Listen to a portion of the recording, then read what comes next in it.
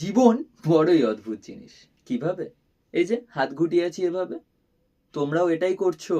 হাত গুটিয়ে হাতের উপরে হাত রেখে পায়ের উপরে পা রেখে বসে থাকছো।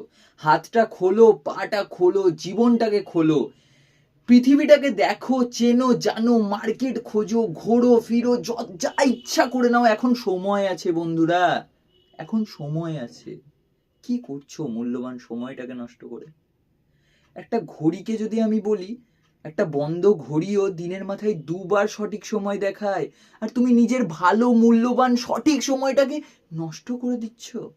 কিসের জন্য? ফোনের জন্য? কিসের জন্য? প্রেমের জন্য? কি হবে? সবকিছুই থাকবে, তুমিই থাকবে না বন্ধু।